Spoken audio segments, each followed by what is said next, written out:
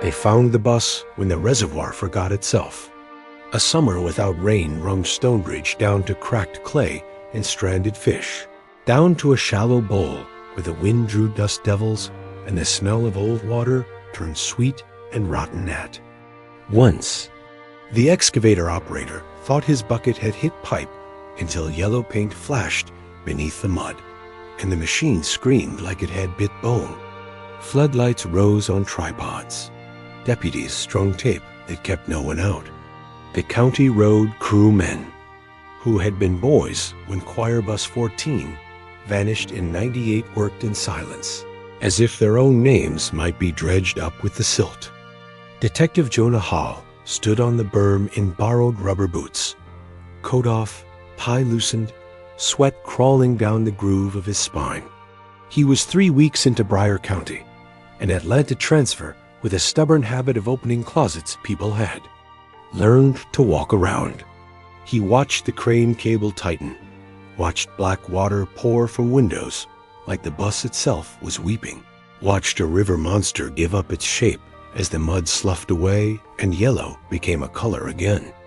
Choir Bus 14 was still stenciled faint along the side, paint bubbling where time ignored it. The front end was crushed but not torn, the grill packed with reeds, the windshield spidered and caked with clay so thick it looked painted on.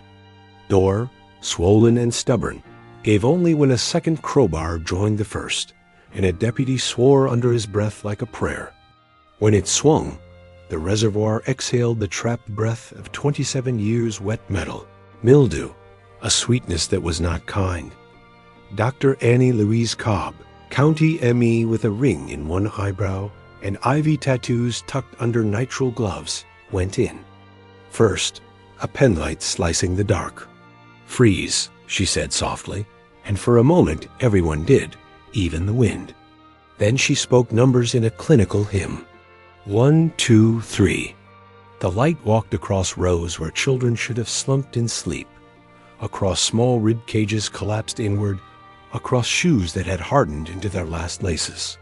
Someone's plastic recorder lay across a femur like a forgotten baton. A St. Cecilia medal curled from a rusted screw. A friendship bracelet clung to an ulna in pastel knots that had outlived fingers. In the driver's seat, his skull leaned toward the wheel, jaw slack, a caricature of anyone's last thought. Cobb's light paused. "Not our driver," she murmured, more to herself than to the deputies craning at the door. Pelvis narrow. Age wrong. This is a younger man. Halle stepped up, shoulder to jam, and stared past the sheen of his own. Sweat into the aisle that had once echoed with hymn practice and gum wrappers. He didn't say the driver's name out. Loud Wally Pike, volunteer, Vietnam vet, gray ponytail, loved kids, kept a jar of lollipops by the dash because the name had been a bruise on this county long enough. He said instead, "Count again." Cobb kept counting. 17, 18, 19, 21 visible. She straightened slowly and clicked her light off, the way you turn down a song that matters. The last bench on the right is empty. No residue. No displacement. It's clean. Clean. In a tomb of mud and metal, one seat was as clean as if set aside. Halle reached for the railing and started down, boots sinking into the silt that had settled to a paste on the steps. The air was heavy, a wet blanket that smelled like closed cellars and rotted hymnals. He moved down the aisle slowly, the generator's buzz outside making the cabin feel like a beehive. Names from the 1998 case file slid through his head as if he were taking roll. Ruthie Parr, alto. Halil Vaughn, percussion on the bus seats.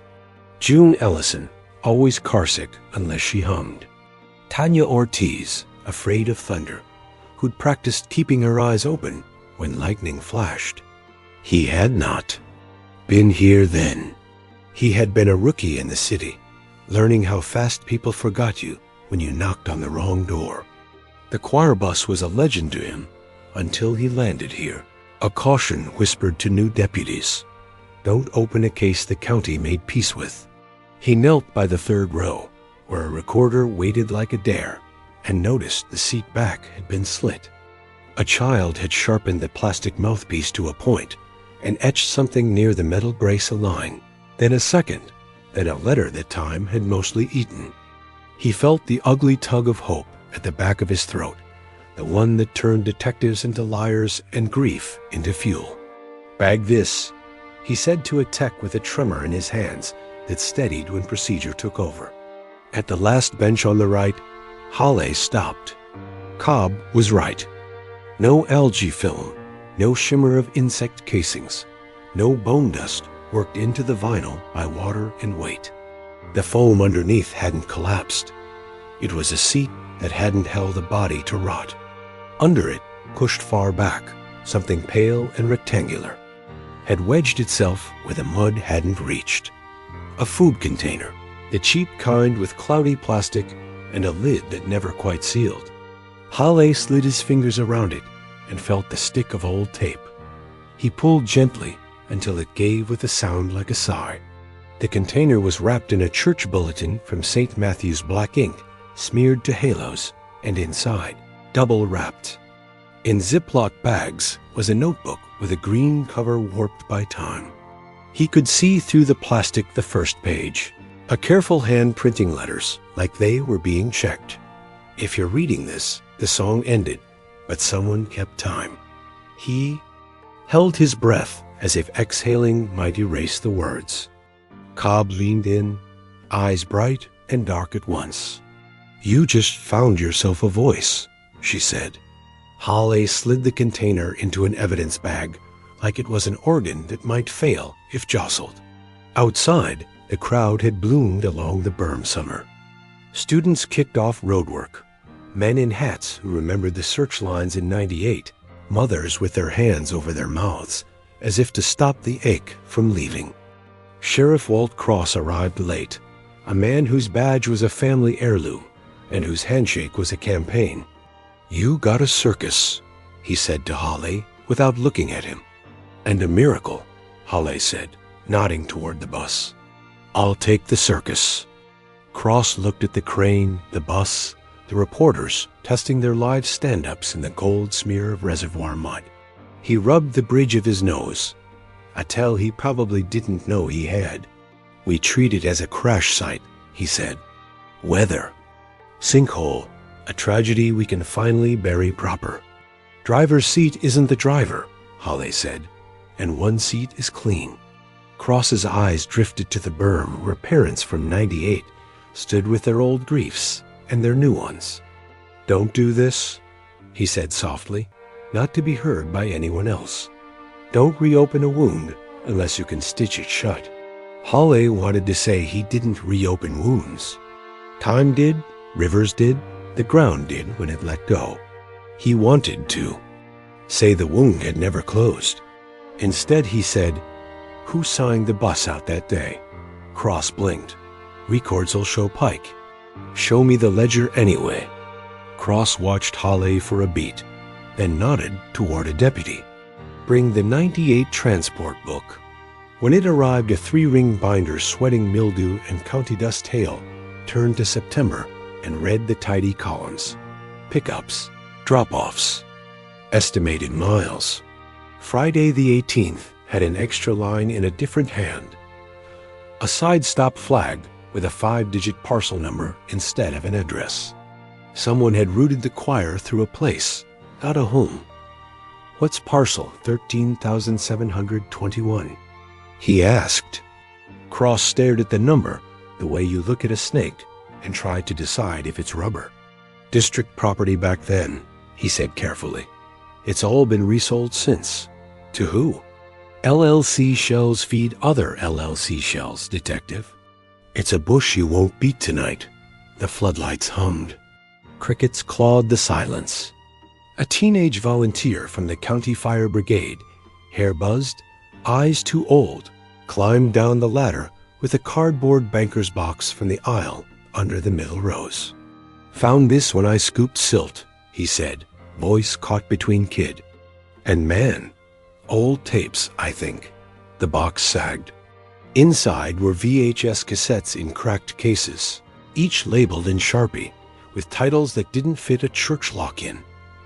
Module 1, A. Authority Recognition. Module 2, C. Hush Drills. Module 3, F. Pain. Is Correction. Cobb and Hawley looked at each other, two strangers suddenly standing in the same room.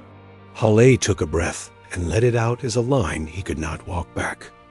"We are not burying this," he said. He walked the box and the notebook to the evidence. Table signed chain of custody with a pen that skipped, and felt eyes on his back from the berm, the sheriff, the bus, and the dark. When he turned, a woman in a corduroy coat was at the tape line, a face he half recognized from old missing posters blurred by photocopiers. She held a Polaroid in 2 fingers like a cigarette. "I mailed this to y'all in '98, she said, without preamble. "They told me to stop." Hawley took it carefully. In the white flash of a cheap instant camera, the choir bus idled by the church's back entrance, not the front, exhaust painting the brick a deeper wet. A figure stood by, the basement stairwell with a paper bag over his head, 2 neat eye holes, a posture too comfortable to be costume. On the back of the photo, someone had written in rushed block letters, "X door." "Who wrote that?" he asked. She shrugged and bit the inside of her cheek until a tear landed on the berm. "Ruthie liked to label things," she said. "Even fear." Hawley slipped the Polaroid into his pocket like a promise to be broken later and turned back to the bus. The empty seat at the back right gleamed in the glare like a tooth in a dark jaw. Clean, untouched, saved. He imagined a body that never sat there, a child who had stood instead, balancing on knees as the driver took a road nobody had signed. He imagined a whistle cutting air between verses, a metronome that punished when you missed the beat. He imagined, most dangerously, that the seat had been left for a reason that wasn't mercy. "Detective," Cobb called from inside, voice softer now, as if the bus had asked her to lower it. "You need to see this." He climbed in again and joined her. By the heater panel beneath the last bench on the left, she had loosened 2 rusted screws and pried back metal like a tongue. Etched shallow into the dust-lined steel by something thin and sharp were names in poker scratch letters, R-U-T-H-I-E. Halil, June, Elaine, Tanya, Marcos D. The last line was only half there. A word started, and then as if someone's hand had been yanked away mid-letter. Reeser. Cobb met his eyes. "Reserved?" she said. Hawley stared at the clean seat opposite and felt the reservoir wind rise, hot and restless, skimming across the open bowl as if the water wanted back in to hide what had been shown. He closed the heater panel gently, the way you tuck a child, and looked out the window at the berm, where people who had learned to live around an ache stood and watched a yellow coffin cough up the truth that had lodged in its throat. He didn't know then about the basement room, or the soundproof phone, or the metronomes with missing batteries. He didn't know about Darlene Shore's shed, or the pawn shop ledger, or the name that would turn the county into a courtroom. He knew only that a seat had been saved, and a notebook had been left, and a Polaroid had come home like a postcard from the dead. He stepped down into the mud and felt it pull at his boots as if to say not so fast. And he said to nobody and to the bus and to the wind, "We're not done." And the wind for once did not disagree. The gym at Brier County Middle smelled like dust and lemon cleaner and ghosts wearing Sunday clothes. They hadn't used the bleachers in years. Tonight they groaned under the weight of names that had sat in calendars since 1998, names that had stayed on mantels and Christmas cards longer than their owners had on the planet. Sheriff Cross stood at the half-court line and did the speech that gets you re-elected. Grief like a river, the Lord like a raft, the county like a family. He promised counseling vouchers and privacy and the dignity of process. He did not promise answers. Detective Jonah Hawley watched the words float up and hang with the banners and wondered how many times a town could be asked to be decent while something in its basement demanded the opposite. When Cross finished, he gave Jonah the nod that says, "You wanted this, now hold it." Jonah stepped into the squeal of a mic. "We have recovered a vehicle, confirmed as Choir Bus 14, he said, voice level. "We have recovered human remains we believe belong to many of your children. Identification is in progress. We will not release names until families have been notified directly. We will not speculate." He saw shoulders square for impact. He saw hands fold like tents. He saw a boy from a yearbook picture, now a man, stand beside his mother and be briefly 12 again. "We did recover a personal item from the bus," Jonah continued. The word personal did something to the room-bent heads, sharpened silence. He held up a clear sleeve containing the warped green notebook, its first page visible, the careful block print like a child performing for a rubric.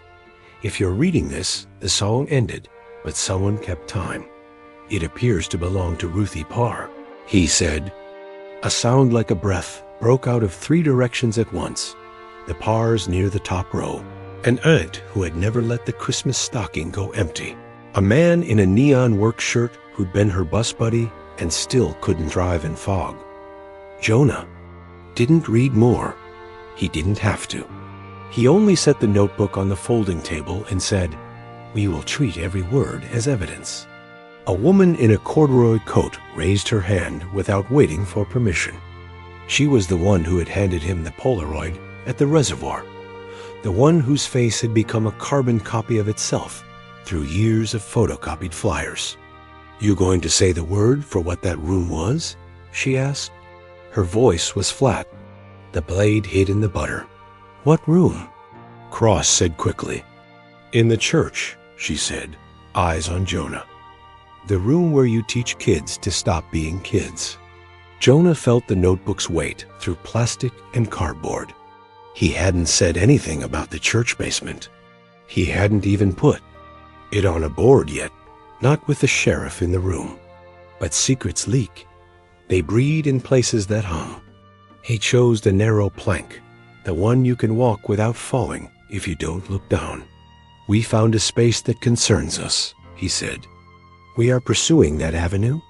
"Pursuing how?" a man marked. "With who?" "With me," Jonah said. Cross's jaw twitched. After the meeting, after prayers in parking lot circles and the mechanical whir of grief beginning its job, Jonah found the corduroy woman by a Coke machine that dispensed nothing. "You mailed the photo in '98, he said. "Who told you?" "To stop?" "A detective who doesn't have a badge anymore," she said. "He told me sometimes truth isn't what a county can afford." "What does X door mean?" "The back entrance," she said. "Kitchen stairs go to the basement. Choir kids weren't supposed to load there. Ms. Shore said it was quicker, less traffic." She shrugged. "I stocked pantry shelves. I saw what I saw." "What did you see?" "A man who wanted no one to know who he was," she said, tapping the Polaroid copy she carried like an amulet. "Paper bag, 2 holes. Not Halloween July. He had a way of standing like he owned the room and wasn't allowed in it." "Did Ruthie write X door?" "She labeled everything," the woman said. "Her mother said she came out of the womb taking notes." "What's your name?" Jonah asked, embarrassed it took him until now. "Marlene Parr," she said. "Ruthie's aunt." She gave him a look he would learn meant, "I will help you if you don't pretend I didn't already." "You gonna ask Father Malloy for a tour, detective, or you gonna pick a lock?" "Both," Jonah said. He called the rectory. Father Malloy, breathless, arrived at St. Matthew's before Jonah and Dr. Cobb did. He unlocked the narthex and stood in the cool dim like a man who loved this cavern and feared what it had held. He was not old enough to have been here in '98. He came in 2004, after the previous pastor had resigned and moved to Florida to fish and refuse interviews. Malloy had a school teacher's haircut and a boxer's nose. "We've used the basement for storage only," he said, leading them down a set of concrete stairs where the air got 10 degrees older. Lenten props, folding tables, totes full of paper lily. He smiled at his joke, stopped when no one did. "We're going to look everywhere," Jonah said. "And with respect, we'll look where you don't suggest." Malloy nodded. "I'm at your disposal." The basement was what basements are. Cinder block, flaking paint, a smell of old rain. But the west wall had been paneled with fake wood, in a way that said, "temporary forever," and the rectangle of paneling had a different sheen, like it had been replaced more recently or wiped down by guilt. "What's behind this?" Jonah asked. "Utility," Malloy said too fast. "Furnace, water heater." "Why panel utilities?" "Because the youth group kept writing on the tanks," he said, then winced at the word youth. "With what?" Dr. Cobb asked gently. "Sharpies," Malloy said, then surrendered with a sigh. "I don't know. I wasn't here then." Jonah ran his fingernail under the edge of the panel seam and felt old caulk crumble. "We're going to open it," he said. Malloy swallowed. "Do I need a warrant for my own wall?" "No warrant needed if you consent," Jonah said. "I consent," Malloy said, and added like a man buying indulgences, "for the truth." The maintenance guy was called, then waved off. Dr. Cobb, who had learned to do a lot with very little, produced a flat bar from her go-bag and worked. The scene with the respect you give to a wound you're reopening. The panel pried away with a sound like a hymn sung off-key. Behind it was cinder block, not a furnace. In the cinder block a door, painted the same beige as denial, with hinges on. The outside and a padlock that had been cut and welded and cut again. Jonah slid the flat bar under the hasp and leaned. The metal voted no, then yes. The door swung into a room the size of a classroom and meaner than any Jonah remembered. Folding chairs were bolted in rows to the floor.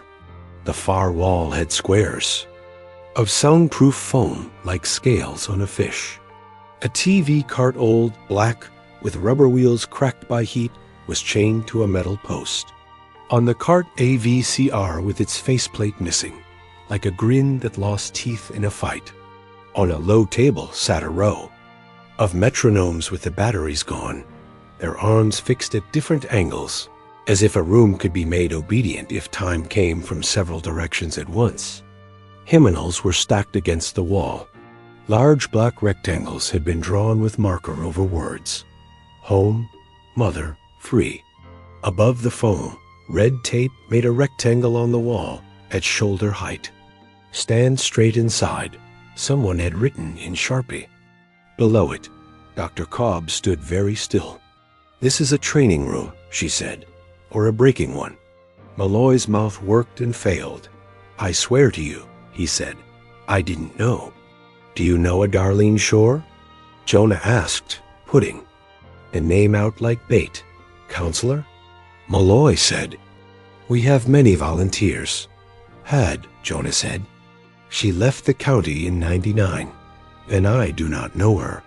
Jonah crouched by the TV cart and touched the wheel. Dust stuck to his glove and left a clean crescent. No one had spun it. Recently, he saw something pale caught under the axle, pinched like a fly's wing. He tweezed it free. A hair, long, light brown, preserved by dust and darkness. "We'll rush DNA," Dr. Cobb said. "We can try." Jonah walked to the wall and pressed his forehead against the red tape rectangle. It was cold. He felt ridiculous. And then he felt angry for feeling anything at all in this room designed to wring the feeling out of children. "What was this?" he asked, aiming the question at no one and everyone. "Order," Malloy said, as if it might be the correct catechism answer. "We have a lot of youth." We try to teach attention. Attention is not a room with a chain, Jonah said. He scanned the corners. The floor drain was covered by a metal grate. He pried it up and shined his light. A glint down in the trap winked at him. He hooked it with a pen. Up came a necklace chain with a small medallion, greened by. Years of wet air. Saint Cecilia again, patron of music and sometimes of the stubborn. He held it up. She keeps showing, Dr. Cobb said. Or they all had them, Malloy whispered. Jonah put the medallion in a bag, labeled it, and ticked the list in his head that meant the day was going bad in the most useful way. Photo the room, bag the hair, measure the rectangles were sound. Was supposed to live, find out who bought metronomes by the dozen. He moved toward a closet door that wouldn't open. A keyhole waited. Key? He asked. Malloy shook his head. We found nothing when we cleaned, he said. Jonah checked his pockets, and his fingers touched the Polaroid copy and the memory of the corduroy woman's voice, a back door, a kitchen stair. He went up to the kitchen, to a drawer with rubber bands and lost screws, and a rosary missing 2 beads. He found a cup of keys every church owns. He tried 4, then the 5th a small brass, 1 stamped X. The closet opened. Inside was nothing but a pegboard with hooks where things had hung and gone. On the pegboard, written in grease pencil, a checklist, cart, metrons, tape, door signs, whistle. Jonah stared at whistle until his eyes turned the word into a sound. He turned to Malloy. Who keeps whistles here? Ushers? Malloy said, or the choir director for tempo. He looked like he might throw up. He's dead, he added defensively, as if the dead couldn't teach. Director retired in '02, then passed. And in '98? An interim, name's Blur. Jonah stepped out of the closet and into the hallway were a bulletin board, with curling flyers offered grief counseling and pancake breakfasts from 10 years ago. He pulled the flyer free. The tape made a soft ripping noise in the quiet. Beneath it, the wall had a shadow rectangle of a corkboard that once hung somewhere else, where holes had been patched and painted over in a hurry. He put the flyer back. I need a copy of your volunteer list from 1996 to 1999, he said.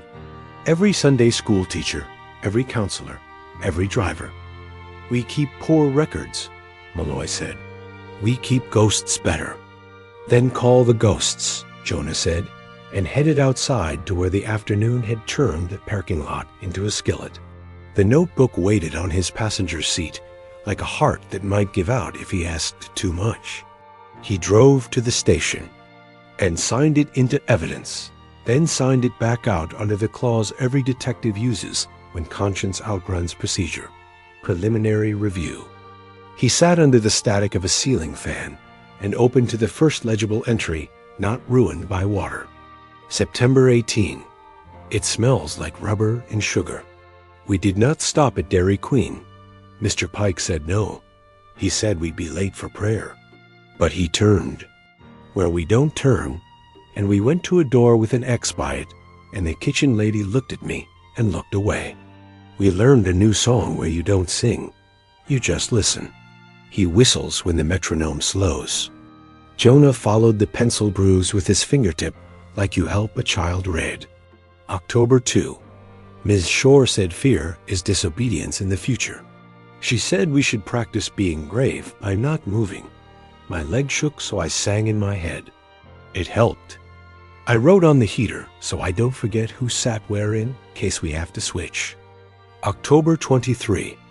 Hallel laughed when the whistle stuck and Mr. P made him stand in the red square. His face looked like when my daddy tries not to cry. I wanted to give him my Saint Cecilia, but I think giving is against the rules we didn't write. November 6. I kept time better.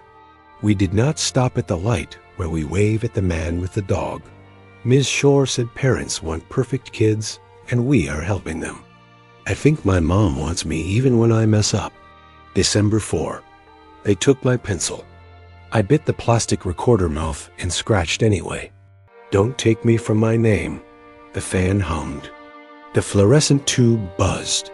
Jonah felt the itch of rage under his skin find a place to sit. He closed the notebook, then opened it to the back. The final pages were water-whitened. The ink spidered into nothing. One line remained, pressed so hard it dented the paper and left the ghost of a sentence even where the graphite had washed away. If anyone listens, say we were a choir. He took the notebook to Dr. Cobb's lab, where a camera on a copy stand waited to scan every page at a resolution that felt like apology. Cobb looked up from a tray of bone beads drying like teeth on silk. The hair? Jonah asked. She nodded. Ruthie's mother consented a brush. I'll have a compare by morning. Driver's seat? Not Pike, she said. No preamble. Now between them, a custodian, maybe age 30 to 40.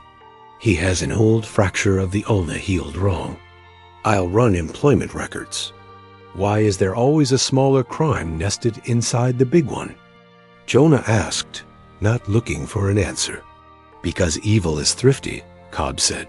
It uses what's cheap. Ms. Shore? Social worker license lapsed in 2001. Leaves on County Line Road, Cobb said, eyes flicking to the board where names were beginning to orbit thumbtacks. Go before she watches the 6 o'clock news and remembers a lawyer. Jonah drove out past soy and old billboards where the paint flaked off the word Jesus like skin after a burn. Darlene Shore's bungalow sagged under a pecan tree. Wind. Chimes made of spoons chimed in a wind that hadn't applied. She opened the door in a housecoat, a cigarette behind her ear like a pencil. She smiled a smile that knew where kids hid cigarettes and which teacher would take the pack and smoke one themselves. You with the county? She asked. With a question, Jonah said, showing the badge. She invited him in like she'd waited for this doorbell for years and pretended she hadn't. Her living room was a museum of a job, without a retirement plan, crisis intervention handbooks, a stapled stack on youth discipline in faith settings, a corkboard of thank you, cards in bubble letters. She brought tea and didn't drink hers. We all did things we thought were normal, she said before he asked. The 90s were big on correction. Timeouts, sticker charts, zero tolerance. Metronomes and red tape. Structure, she said. Some kids need a frame. Do you remember Ruthie Parr? She was tidy, Darlene said. Kids like her don't ask for help directly. They write you a note about the weather, and the weather is a secret. Did she write you one? She wrote a lot, Darlene said. We took pencils away when they wrote instead of listening. She flinched when she heard herself. I sound like someone else. Who? A man I only knew by his shoes and his watch, she said. He wore a paper bag over his head sometimes to make kids look at the body, not the face. He said the face makes you soft. His name? He called himself Mr. Merrill, she said, then frowned. Or maybe he wanted me to think that. Jonah looked at her fridge. A magnet shaped like a whistle held up a pizza coupon. Why a whistle? He asked. Tempo, she said. Some kids don't hear a beat in their head. Or a punishment in the air, he said. She put her cigarette between her fingers and didn't light it. You think I'm a villain, she said. I think you're a room, he said. Somebody needed one, and you were it. She blinked hard. Do you think they suffered? Yes, he said, because lying to adults is how you grow more kids for rooms like that. On his way out, he detoured to a shed that leaned like a drunk. The door stuck. Inside, plastic bins labeled in Sharpie. Camp, VBS, Youth Music. He opened one. Laminated pew cards, eyes front, voice off, good choir, stamped at the bottom with the old church logo. He took one, bagged it, left the bin like a museum exhibit the county might someday deny funding to visit. The sun had slouched into gold by the time he hit Mill Street. A pawnshop bell rang a note that didn't belong to any hymn. The owner wore a ball cap that had bleached into a religion of its own. "Guy comes in summers," the owner said when Jonah showed him a screenshot of the Polaroid's watch cropped. "Tight, bought a handful of metronomes once. Said he was starting a kid's band. Liked the tick-tick. Watch band cracked just there." He pointed to the same crack. "Name? Cash," the owner said. "But he signed M. Pike when I made him. I knew Wally some. This one wasn't Wally. Brother? Maybe cousin," the owner said. He didn't look you in the eye. Stared at your shirt pocket like he could hear your heart. Outside, the courthouse clock pealed 6, slow and serious. Jonah looked at the cupola and thought of rooms, built to make words bigger, and rooms built to make children smaller, and how both were, designed by adults who wanted a certain sound. His phone buzzed. Cobb. "Hair is Ruthie," she said without preamble.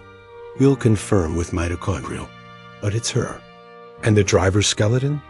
"I pulled employment logs," she said. "A custodian named Travis Henley. Didn't clock out that Friday. Mid-30s. Broke his arm in 96. He never married.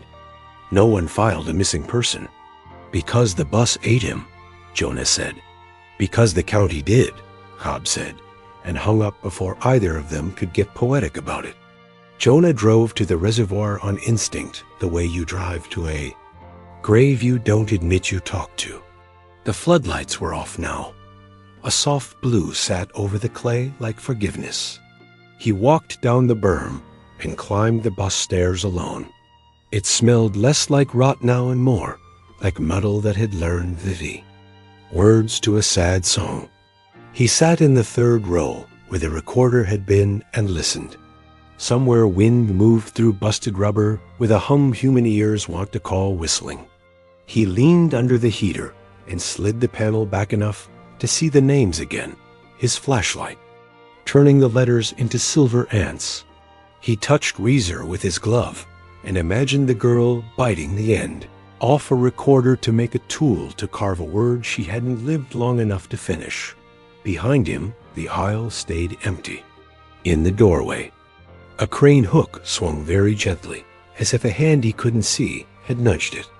He looked at the clean seat as if it might tell him whether a body had been promised that mercy or that threat.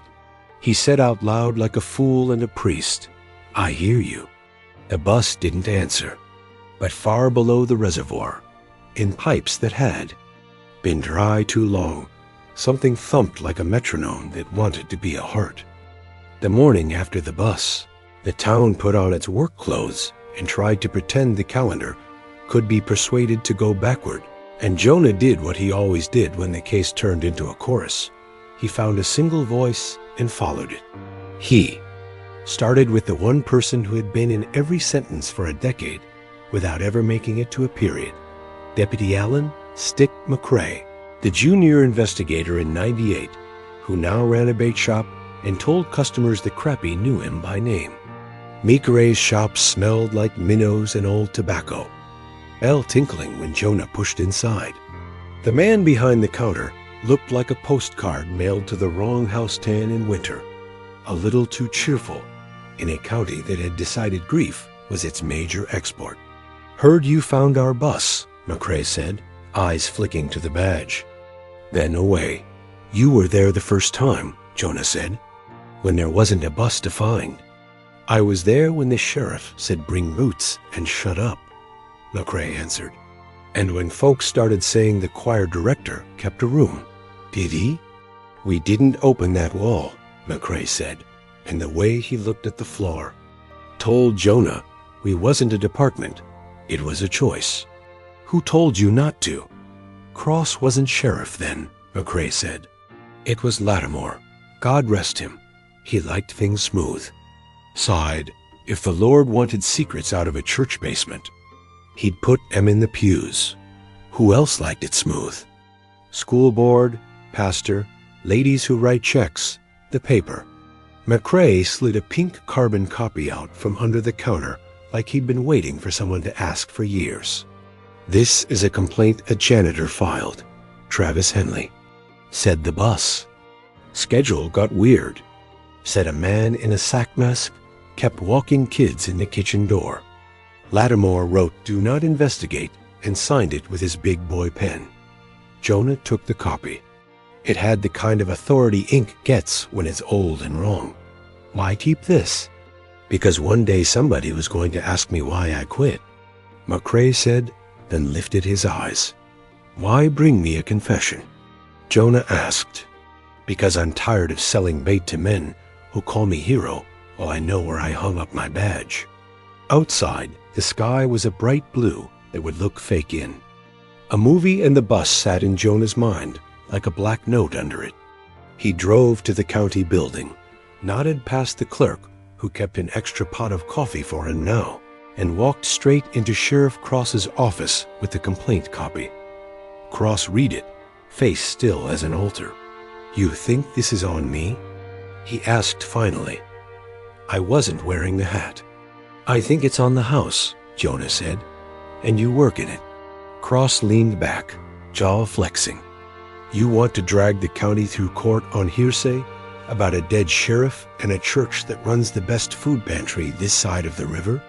"I want to drag the truth into daylight," Jonah said, feeling the line land too hard and letting. "It? You'll make widows pick sides," Cross said. "They did that the day a bus didn't come home," Jonah answered. Cross stared at the complaint copy like it might turn into a snake. "You want a warrant for more at St. Matthew's? You can have it," he said. "You want deputies to help you? You can have too. You want me standing next to you for the cameras when you open whatever you think you'll open? You won't get that. I already promised these people I'd keep them from tearing themselves apart." "Then help me make the tearing worth it," Jonah said, but he didn't press when Cross looked away. He left with the warrant and the 2 deputies and a headache that felt like someone tapping a metronome against his skull. He didn't go back to the church yet.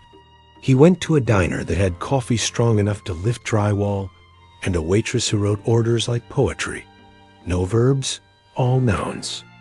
The bell was half full of men in seed caps and women who had fed those men for 30 years, and teenagers who believed the county existed mainly to make them leave.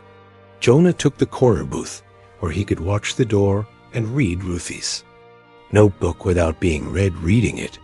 He flipped to a page he had avoided because it made him feel 12 and useless. January 10. Today Mr. P said you can practice not crying. He showed us how. You look at a dot and count. Darlene said it was science. Mr. P's brother came. He stood in the back. We call him Sackman, but not out loud. He wears a paper bag like he doesn't want to get dirty from our eyes. He talks like we're inside a radio and he is outside it. He has a whistle you don't hear unless you're bad. He touched my shoulder with 2 fingers and said, "Good choir." I think he means quiet. I don't think he knows the difference.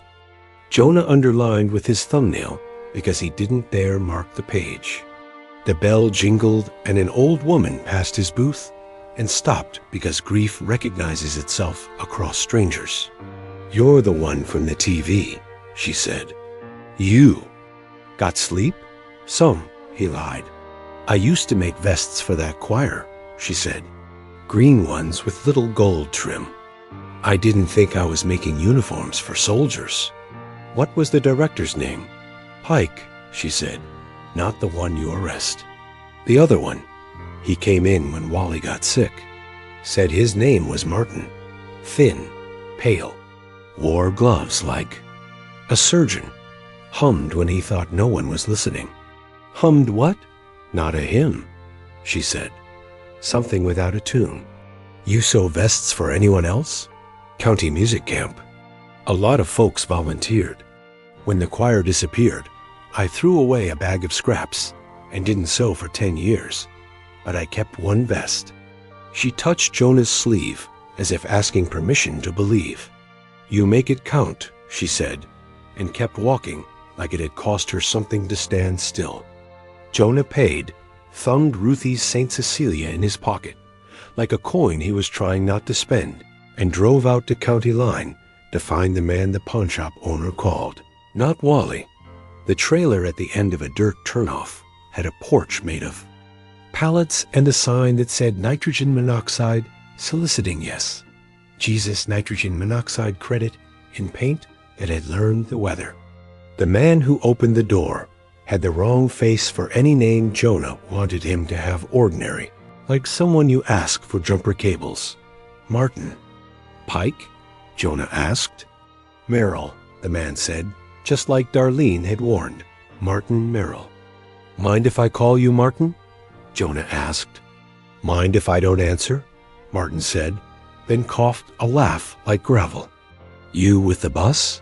You ever drive a church van? I ever wear a paper bag in July? Another laugh, meaner. That's what folks say, right? I was a ghoul in the kitchen? A spook who made kids hum. His eyes were flat as pond water that never froze. You got a watch? Jonah asked, letting his gaze fall to the wrist bone where the pawnshop owner had pointed. The leather there was lighter, a pale stripe where something had sat a long time. Used to, Martin said. Sold it. To buy metronomes? To buy cigarettes, Martin said. You got a warrant? Got 2 witnesses and a photostat, and a church wall that was lying to everybody, Jonah said. Also got a mother who prays in her linen closet because she says God can hear her better if she hides. Martin scratched his jaw. You came. Out here alone? He asked, and the way he said alone was a measure. Jonah lead. No, Martin smiled. Then let's go for a ride, he said, stepping onto the porch, locking the door like a man packing a suitcase. Where? Where you think the choir learned to be quiet. They drove separately, Jonah keeping a car length that said I'm not scared, and a hand that said yes you are. Martin led him not to the church, but past it, past the school, past the old feed store, to a brick building that used to be the county juvenile annex, and was now a storage rental, with half the units stuck at half-mast like teeth mid-extraction. He parked and sat on his hood. You ever read a sentence and not understand it until someone makes you stand in it? Martin asked, and Jonah felt the part of him that wanted to be a better man than his job pulled tight across his ribs. Open. It, Jonah said. Martin walked to Unit 12 and lifted the door. Inside, neat as a hospital and twice as cruel, sat the choir room again. Chairs, red tape, metronomes, a TV cart, a box of whistles, a stack of laminated cue cards that said eyes front, voice off, good choir. On the back wall, a corkboard carried, Polaroids clipped by wooden clothespins, rows of children with numbers pinned to their vests. In the top corner, a photograph of Ruthie standing in the red rectangle, jaw set like she was making a promise to someone 2 weeks from now. Why here? Jonah asked, fighting the urge to rip the clothespins down with his teeth. Because the church flooded, Martin said. Because the basement needed paint. Because if you move the room, kids think the rules changed and you can't have that. He reached into the box of whistles and lifted one like it was a sacrament. You ever tried to teach 30 kids to breathe together? You need a tool. Who taught you that? Same man taught me how to make my face quiet, Martin said. Sheriff Lattimore? Martin laughed hard enough to cough. Boys like me don't get taught by sheriffs, he said. We get taught by men who hire sheriffs. Men who own paper mills and sit on school boards and pass a plate twice on Sunday. Names, Jonah said. You got a pencil? Martin asked, and when Jonah didn't hand him one fast enough, Martin nodded at the metronomes. I'll hum while you think about it. He put the whistle to his lips and blew. At first nothing, then a pitch so thin Jonah felt it in his molars. Then a memory he didn't know he had of standing in a gym and being told to freeze while a man with a whistle watched his fear like a film. He took a step, and Martin's smile told him that was the right-wrong move. A shape moved behind Jonah. He didn't turn fast enough.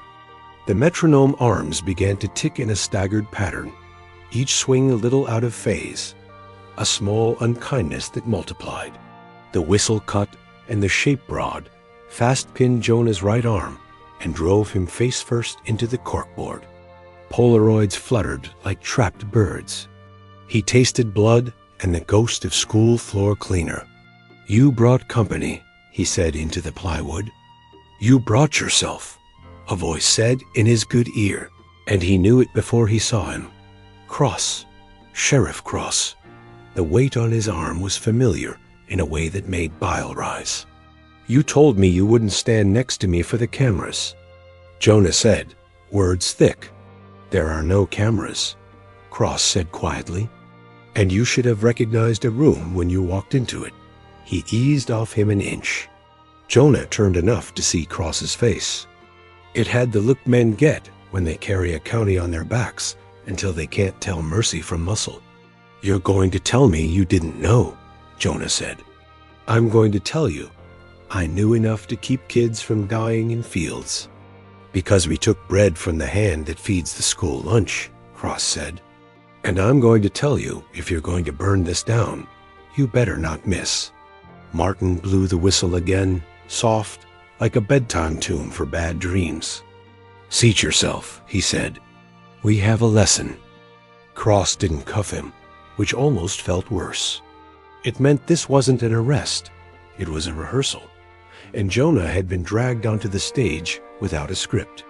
He wiped his mouth with the back of his hand and watched a bright coin of blood glisten on his knuckles before it disappeared into his skin. Martin set the whistle down on the TV cart like it was a delicate instrument and clicked one of the metronomes back to 0 with his thumb. "The first lesson," he said, "is that the room is stronger than the people in it." "The first lesson," Jonah said, breath settling, "is that rooms can be opened." He let his eyes roam because fear likes a tunnel, and he needed a map. The Polaroids were still trembling on their pins. Red tape on concrete making a perfect rectangle. Cue cards with big block letters that would be legible from a choir riser or a cage. The box of whistles had numbers stenciled on the lids. He filed it all because if he couldn't win the moment, he could at least steal from it. "You want to talk," Cross said, "or you want to posture and make me drag you out of here while half the county films it on their phones?" "I want you to tell me if you stood in a room like this when you were a deputy and decided not to rip it apart," Jonah said, and watched a single muscle jump in Cross's jaw.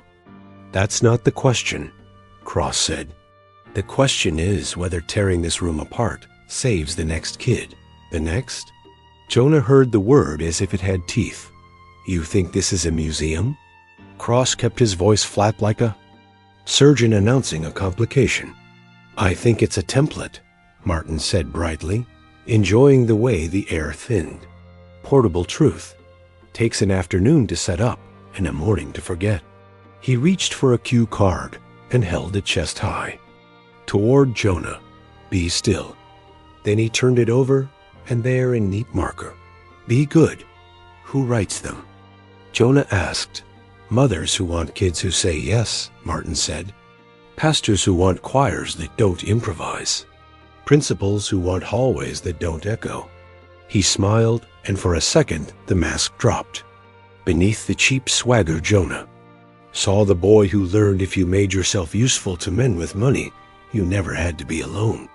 "Names," Jonah said again, softer because he wanted it to land different. "Write them or I will." Cross reached and lowered Martin's hand. "Not here," he said. "Then where?" Jonah asked. "A room with a clock," Cross said, "and a judge." "And a jury old enough to remember when you promised them peace?" Jonah said, not even trying to blunt it. Cross sighed through, his nose like a man blowing out a candle at his own birthday. "Shut it down," he told Martin. "You get your papers, detective." We'll lock the door and log it, and you can add it to your board with strings and pictures like a city cop. In a show. But you're done here for today. You don't get to set my calendar, Jonah said. I do if you want this to survive the weekend, Cross said, then turned and walked out, heavy boots clipping past roll-up doors, leaving the smell of rain and gun oil in his wake. Martin lingered. You know what happens when you put a choir. In a courtroom, he said. They sing whatever the loudest person sings. I've seen juries change key, Jonah said. I'll bring a tuning fork. Martin's smile returned, but it didn't reach his eyes. You ever wonder why? Ruthie wrote to you and not her mother? He asked, and it hit like a slip on black ice. Jonah didn't move. You leave me messages in pawn shops and basements and think you know my family? Everybody in this county knows your family, Martin said, almost kind. Your wife. Prayed in closets. Your little boy pretends to be brave because he thinks he's the only brave you have. You think Ruthie didn't know which grown-up would stay up to read? He tapped the St. Cecilia medal still in Jonah's pocket, as if he could see it through denim. She sent you the only thing she could carry. A saint for music and a man who doesn't quit. Jonah wanted to hurt him and knew that was the wrong door. He breathed until the metronomes lost their tick in his head. Where did they take them when they moved from the annex? He asked. Martin tilted his head as if listening to something. Only he could hear. There's a room everybody forgets, he said. Not because it's hidden, because it looks like everything else. A place where you don't ask questions, because it's where you're supposed to be. School, Jonah said. Not the school, Martin said. The bus yard. He let that sit like a nail in a tire. End of day, end of week, end of prayer. That's where you change routes. That's where you change minds. Jonah left. Him with the door rolled down, and the padlock snapped shut by Cross's deputies like a prayer said with bad grace. The sky had gone to pewter, weather coming. He drove past the church and didn't stop, past the diner though he wanted coffee. Like absolution, to the yard where yellow buses slept like cattle. A chain-link fence, a keypad with the code somebody's granddad set in 2003. He called the operations, manager a woman named Arlang, with a voice like you did not bring that bus back with less gas than you left, and flashed the warrant on a FaceTime he hated using. You want what, honey? She said, already climbing into a golf cart. Keys and maps, he said, and the oldest driver you trust. 10 minutes later, he was walking a grid in the drizzle with Arlene and a man in a faded Braves cap named Wiley, who had been here so long the asphalt knew his steps. We restriped back in 11, Wiley said. Poured new post holes. That corner never sits right. He pointed to the back lot where 4 spaces formed a square around a patch of gravel no one parked on because tires sank there when it rained. Jonah crouched. The stones had a different color beneath the top layer, red clay like an old bruise. He pressed his palm. Warm, but that could be the day. He looked up. The camera on the pole by the fence pointed at the gate, not the corner. Course it did. What used to be here? He asked. Arlene scratched her temple with a pen. Storage. Old shop teacher used to keep a lathe. We tore it down when my cousin's boy broke his wrist climbing on it. And before that? Before I was born, sugar. Wiley squinted and nodded toward a squat cinder block shed with a door painted school district beige. Keys, Jonah said. Arlene handed him a ring with the kind of heft that could anchor. A small boat. He tried 4 before the 5th turned. The smell that came out was old solvent, dust, mouse droppings, and something that made the back of his throat go tight. Bleach. The shed wasn't big. Shelves with filters and belts and boxes of parts. A pegboard with the outline of tools that were either in use or stolen. And in the back, a panel that wasn't a panel, so much as plywood cut to look like wall. He tapped. It hollow. We can get a pry bar, Wiley said, but Jonah had a pocket crow as stubborn as he was. 2 pulls and a shoulder, and it popped. Behind it, a crawl a grown man could just fit, going down, wood ladder rung smooth from hands. Arlene crossed herself without irony. I'll call it in, she said, and started talking before she'd finished the thought. Jonah slid his phone into his shirt pocket and climbed. The air cooled a foot below, the light went to soup, and the walls changed from cinder block to poured concrete stamped with a contractor's code that matched the school district's 1998 capital plan. Somebody used funds meant for a roof to pour a secret. The crawl opened into a box room, painted the color bureaucrats think is calling. Fluorescents hummed even when they were off. Ghost charge in the ballast. A folding table. 3 chairs. A whiteboard stained with old marker. Route adjustment trials. Under that, numbers in 2 columns like a budget. On the floor, tape squares. In front of each chair, the corners worn by shoes placed exactly and repeatedly. He turned slowly. On the far wall, a locker. He pulled, expecting mothballs and a dead rat. Inside hung 5 green vests with gold trim, child sizes, plastic dry cleaner. Bags turned cloudy. On the shelf above them, a shoebox. He used his pen to nudge the lid. Photographs, not Polaroids this time, glossy prints. Children in buses with their hands on their knees, eyes on a dot taped to the seat in front of them. In each photo, in the aisle, a hand adult, male holding a whistle. A ring on that hand was big, oval, a school ring from a college whose colors Jonah knew because he'd watched Cross wear them on game day. He took a picture with his phone, hands steady. By force, a footstep creaked above. Arlene calling his name? No, softer, the way a man steps when he owns the room. Jonah turned his headlamp off. Let the dark have him for a breath. Another step. A voice, low, carrying through wood. Detective? Not Arlene. Not Wiley. Cross. You find something? I found a room, Jonah said, letting his voice ride the dark. That makes a lot of sense. A pause. Come up, Cross said. We'll do this the right way. We doing it the way we did the storage unit? Jonah asked. He heard Cross exhale, a sound like he'd set down a load. You like court more than me, Cross said. I like endings, Jonah said. And don't get yourself killed in a hole. Don't kill me in one, Jonah said, and climbed, feeling every rung like a question. Cross's hand appeared at the opening, palm up. Jonah didn't take it. He braced on his own and rose into the shed. Cross looked older than an hour ago. Rain stippling the brim of his hat, gun belt heavy, eyes tired in a way that made Jonah wonder what the man saw at 3 a.m. when his house slept. You're going to call GBI, Jonah said, because sometimes giving a man the order he would have given himself makes him remember he had a line once.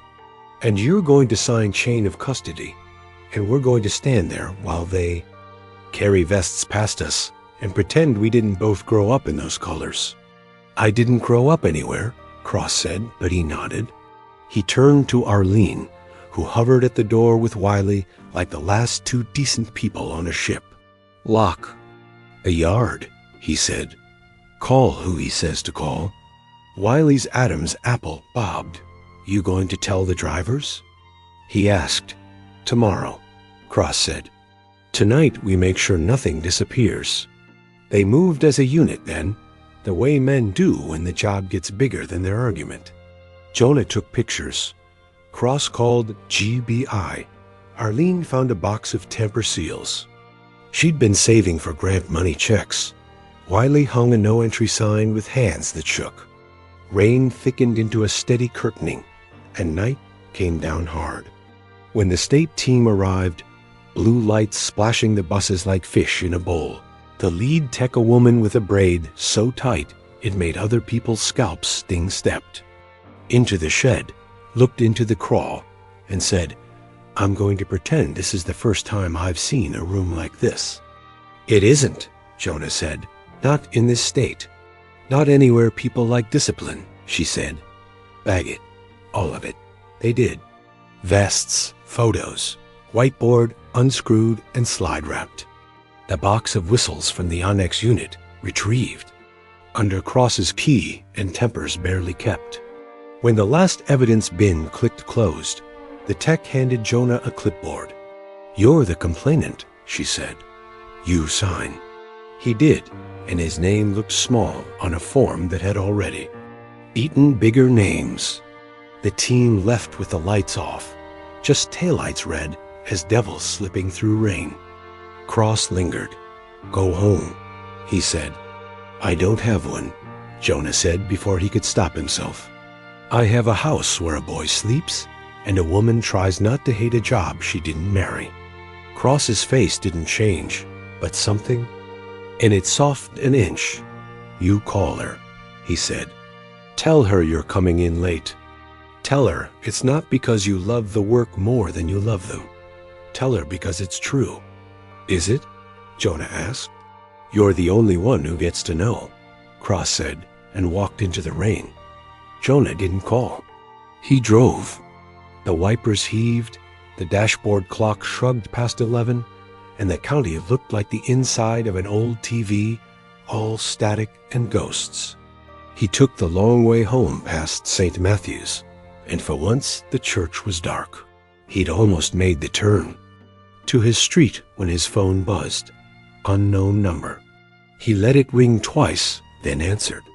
There was no voice at first, just a shiver of air, like someone had put a phone near a vent. Then a girl, older than the diary, younger than the bones. "You found where they changed the routes," she said. Her voice was steady, like she'd practiced the line for years. "Who is this?" "The one who didn't clap," she said. "Ruthie." Jonah pulled to the curb hard enough the seatbelt bit. "Where?" he said, but she talked over him the way a child does when she knows a grown-up will try to interrupt. "The truth. They built rooms because it's cheaper than being kind," she said. "You can shut a room. You can't shut a person." Rain hammered the roof. "Where are you?" "Somewhere you don't look," she said. "Listen to me. The men who own the rooms don't fear court. They fear cameras. They fear the room where everybody looks and nobody turns away." "A press conference," Jonah said. "A revival," she said, and for the first time he heard something like laughter at the edge of a cliff. "Tomorrow at noon," she said, "you'll get a key. Bring your sheriff. Bring your metronomes. Bring your courage." "Ruthie," he said, his throat a fist. "You still have my saint? You still have your voice?" she said. "Don't forget how to use it." The line died. He sat there with the phone to his ear, long after the call went to cold, and only when he lowered it did he realize his hands were shaking fear. Yes, but something else under it, older than the case and wider than the county. A feeling like a red rectangle painted on a floor, and a man refusing to stand inside it. He drove home and stood in the doorway, while his boy slept and his wife turned, and he thought of rooms and the people who build them and the people who open them, and he whispered a promise to a saint he didn't believe in and a girl he hadn't saved yet. And when the gray at the window finally softened, he knew what kind of noon he was going to make. Noon came on like a dare. The clouds had split to a white glare that made the courthouse square look bleached and brittle, flags barely moving, microphones multiplying on a rickety podium that had seen homecoming queens and property tax rants. But never what Jonah was about to do to it. Cross stood off to the side with two deputies, hat low, eyes on the edges of the crowd instead of the center. Reporters ringed the steps, wires snaking across the brick like ivy. At the back, church. Ladies in summer skirts, bus drivers in stained polos, a handful of old men who didn't smile even when they were happy. Jonah felt the St. Cecilia medal heavy in his pocket and the paper weight of the warrant packet in his other, and wondered if bravery was just momentum that hadn't found a wall yet. His phone buzzed once. A text from an unknown number. Key. Under the middle trash can. Stage left. He looked up. The Square's bandstand sat half a block away, a gazebo with peeling paint, and a sign that said, "Do not climb," which meant every child had. He walked, keeping his pace calm, bent, and lifted the dented metal can by its rim. A single brass key lay taped under the lip, old, ornate, theater pretty. "Stage left," he murmured, and it clicked in his head the way a tune comes back when caution.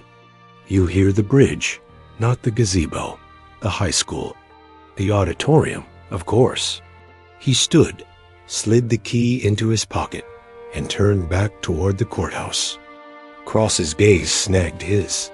Jonah lifted 2 fingers. A question. Cross gave half a nod, which in cop meant, "I'm not saying yes, but I'll keep you from getting knifed." Jonah stepped to the microphones. He didn't clear his throat. He didn't thank anybody. "My name is Detective Jonah Hawley," he said, and the sound system threw his voice back at him a half-second late, like a ghost trying to keep up. "We found a room where kids were taught to be quiet, so today we're going to be loud."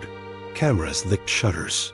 He held up a photograph, the green vests bagged under evidence tape, the whiteboard that said route adjustment trials, and "Let the Square see it." We also found a crawl space under the bus yard, a storage unit dressed like a chapel, and a list of names written in a 12-year-old's handwriting, because the adults around her were determined to forget. "You want to argue policy? We can do it in a courtroom.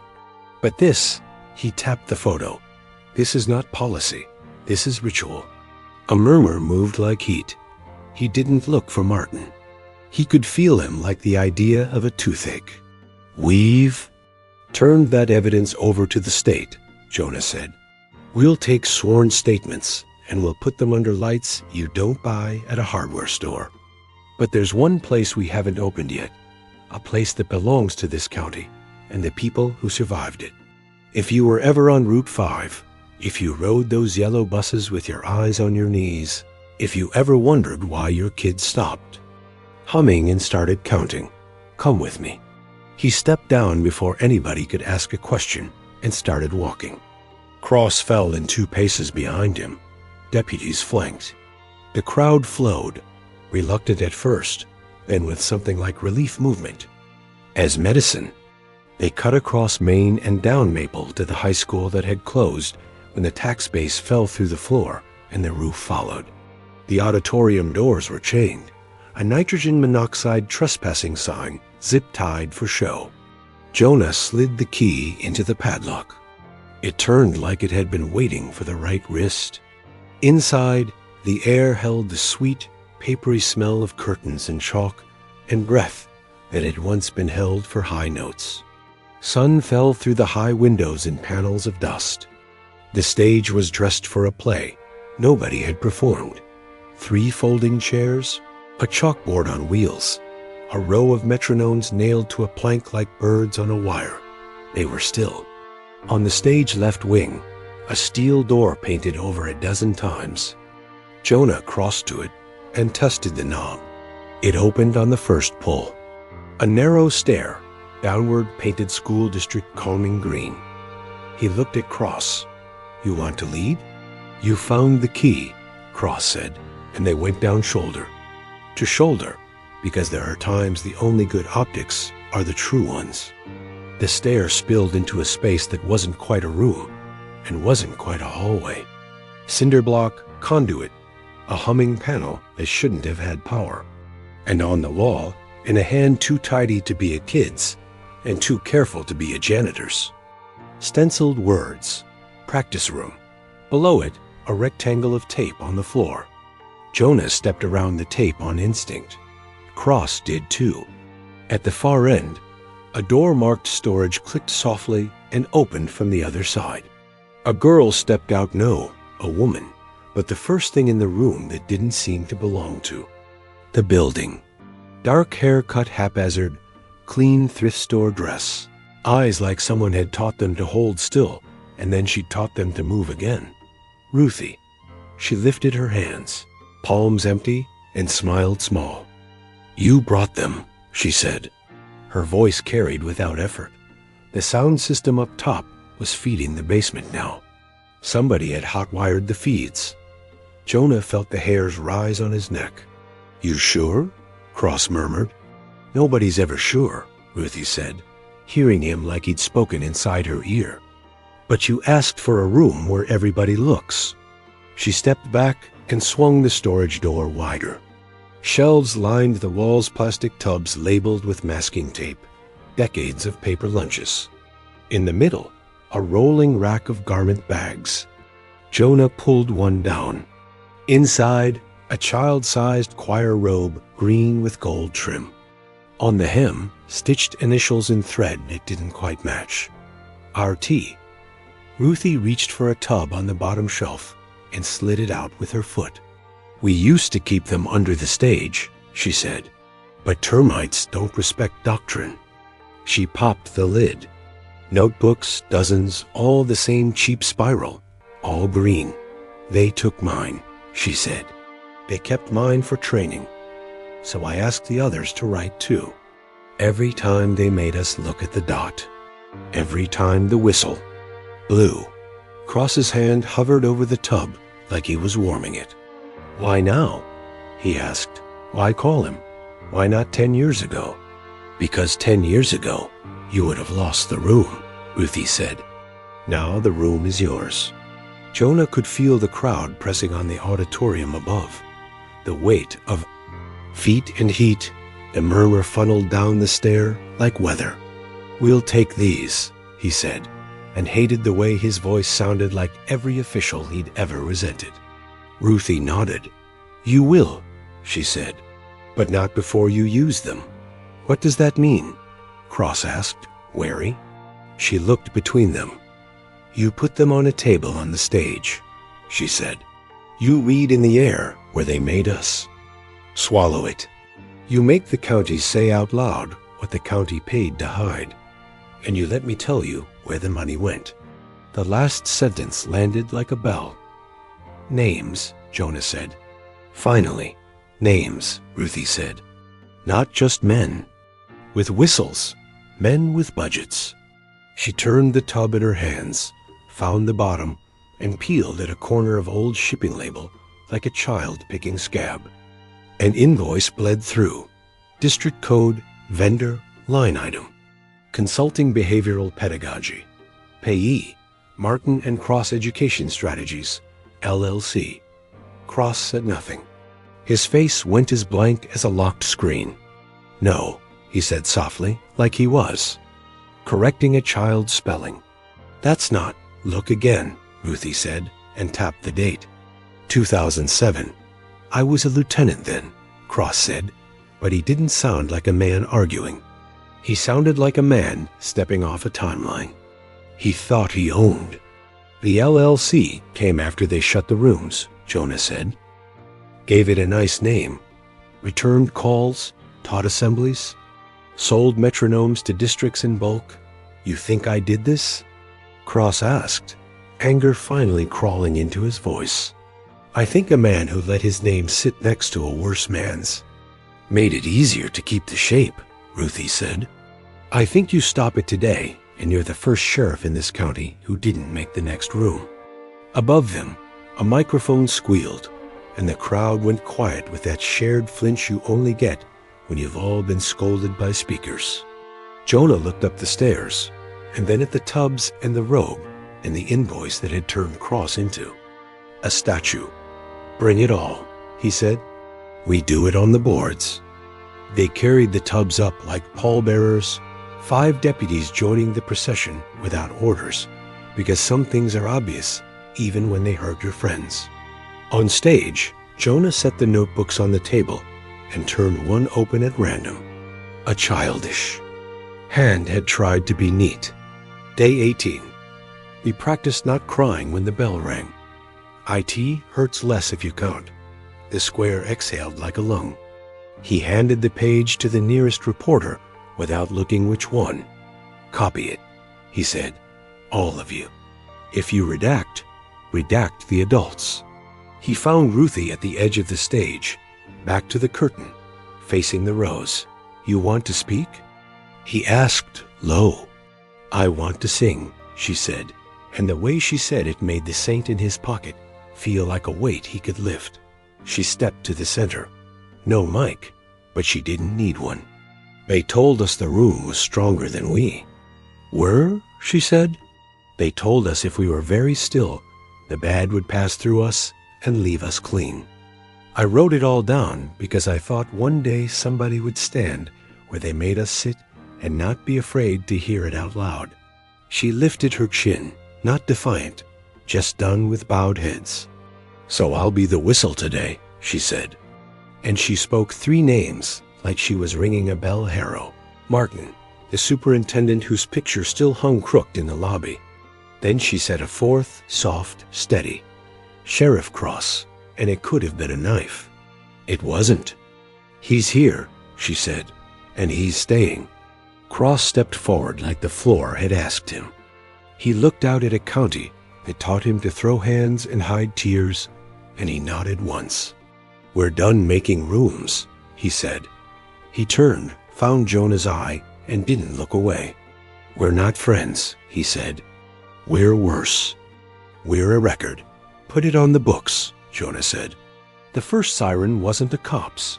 It was a fire alarm tripped by a hand that didn't want this much oxygen in one place. The doors at the back banged as somebody tried to make panic happen. Jonah felt the swell and leaned into the mic. Nobody moves, he said, calm as a teacher with a chalk line. There's not a fire. There's just heat. He looked right and left, found 2 metronomes on the plank, flicked them on with his finger, and set their ticks out of sync so the sound turned to a soft argument. This is what they wanted you to hear, he said. 2 beats and a rule. Here's what I want instead. He reached down, slid the saint from his pocket, and set it between the metronomes so their little arms clicked past the tiny metal face. Noise, he said, and a witness. In the confusion at the rear doors, a man tried to slip out the side.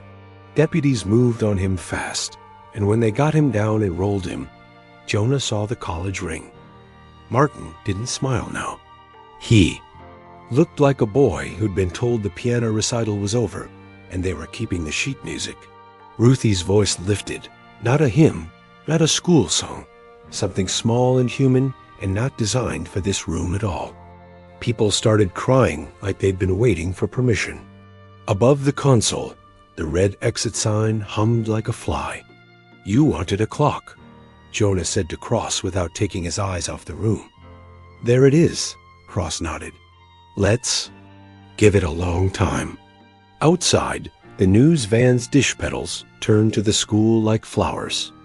Inside, pens moved, cameras red-eyed, and the notebooks made their papery sound as people passed them hand to hand. When Ruthie finished, she didn't bow. She walked to Jonah and put her palm flat on the saint, the way a witness swears in. I'm tired, she said, ordinary as a grocery list.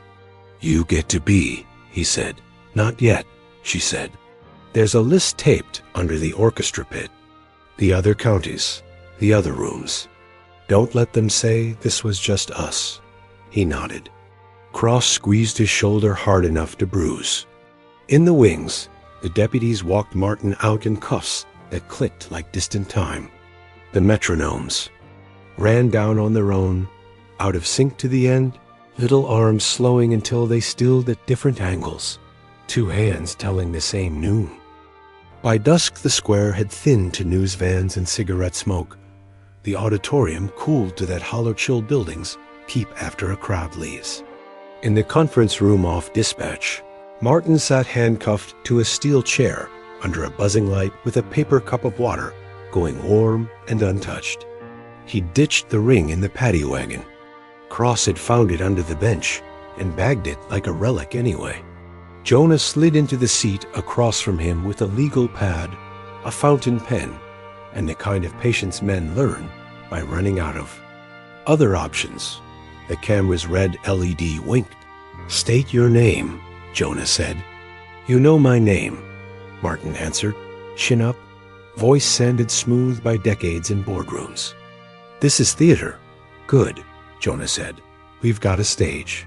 He slid the invoice photocopy across the table and tapped the date with the pen. "Tell me about behavioral pedagogy." Martin's mouth twitched. "Districts. By lots of things they don't understand. We branded a seminar series. We told them what they wanted to hear: outcomes, discipline, test scores. You think crimes need masks and basements. Mostly it's memos. Who else is we?"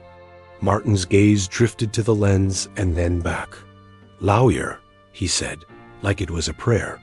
"Cross killed the AC with a knuckle on the wall so the room could hear itself. There's a public defender on the way," he said. "You're not under arrest for your vocabulary yet. We picked you up on obstruction. What happens next depends on whether you think you're still the cleverest man in the county." "I never thought that," Martin said. "The cleverest men never stay in the county." Jonah let the line fall between them and didn't fish it. He slid a second sheet, a still from the auditorium storage room garment bag, robe, the stitched. "Initials. You walked out of a door today somebody else chose for you," he said. "Ruthie chose hers. You want to pick one now, or wait for the judge to assign you a path?" Martin stared at the robe like it might rearrange itself into something adult-sized if he concentrated hard enough. "You'll never make a jury hear this," he said at last, not looking up. "You've got diaries and a damaged woman and an angry cop who signed a check with his name on it once and forgot." Cross didn't flinch. "Say my name slow again," he said. "I'll turn the camera around." A deputy cracked the door. "Judge on one," she said. Cross took the hall. "Phone." Judge Elkins's voice was sandpaper and bourbon. "Sheriff, I've got 3 emergency motions on my desk. One to enjoin you from releasing confidential curricular materials. One to gag the department regarding ongoing proprietary investigations. And one to recuse my entire bench. Because we all conspired with local agitators to defame educational partners." "Who filed?" Cross asked. "A firm out of Atlanta with a name that sounds like a boat," Elkins said. "Shaw and Lyle." Jonah could hear her draw a breath past the receiver. "You want me to play tight, Sheriff?" "Play tall," Cross said. "There. Trying to buy time." "Time's all I've got," she said, and hung up like a judge who plans to keep her county. Back in the room, Jonah pushed on the scene. Martin didn't know he'd left. "Tell me about the pump station at the Dead Cut," he said. "Who owned it on paper? Who owned it in practice? And who had keys besides you?" Martin's eyes flicked. It was small, but it was human. "You think keys matter," he said. "Every door here opens if you say initiative and promise to raise a score." "Try me," Jonah said. "Names," Martin said, but he meant prices. "You don't put names on invoices," Jonah said, and slid another page. Ruthie's list, 9 counties, 12 schools, 3 church basements, a youth ranch with a glossy brochure. Beside each, a line item number. Beside the numbers, a postal. Box in Atlanta. P.O. Box 77,214, Jonah said. "Your box." Martin smiled without his eyes. "That box is older than both of us," he said. "Belonged to a foundation before it belonged to a consultancy. Belonged to a campaign before. It belonged to a foundation. Do you know the best way to hide a crime, detective?" "In a crime adjacent to it," Jonah said, and Martin's smile finally looked like fear's understudy. The public defender arrived with hair like summer rain and a briefcase that had seen kinder carpet. She took the chair, read the room in 2 breaths, and put a hand on her client's sleeve like a break. "We're done," she said, to Jonah, to Cross, to the camera. "For tonight." "He doesn't sleep here," Cross said. "He sleeps in county." "He sleeps where you feed him," she shot back. "And you stop feeding the press, or I'll make a show of my own." She stood, gathered Martin with the professional grim care of a nurse moving a patient who doesn't. Believe in medicine, and let the deputy lead them toward holding. When the door shut, the building seemed to exhale. Cross leaned on the wall and stared at the tile like it could give him years back. "You could have told me about the LLC," Jonah said. "You could have asked," Cross answered. "We were busy not making rooms." The quiet didn't cure anything, but it softened the edges. "I signed a contract for training," Cross said at last. "They used my name, my badge, my story. Local boy done good teaches boys to sit up straight. I thought I was buying chalk and a man with a tie who'd scare them into homework. I didn't know the tie had a ladder down the back.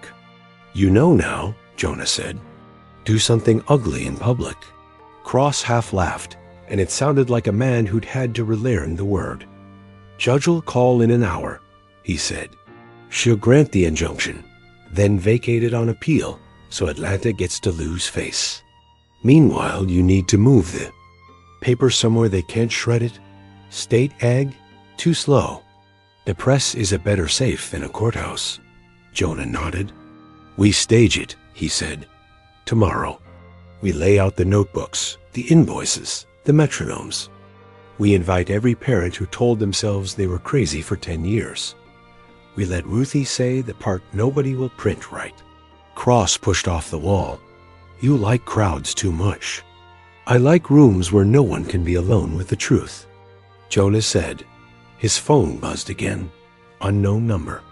He answered and put it on speaker. The voice was thin as a radio between stations and older than the girl who'd written in green spirals. "You're brave when the lights are on," the voice sighed. "Ruthie, be brave in the empty too."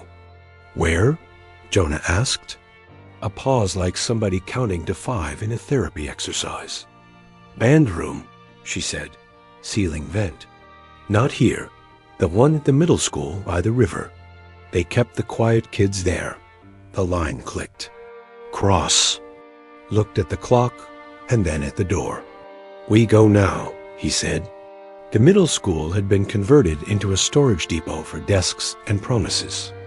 A single-night custodian met them at the back with a key ring the size of a fruit and the eyes of a man who'd heard stories and told none. He let them in and retreated to the glow of a vending machine, like a lighthouse that sold sugar.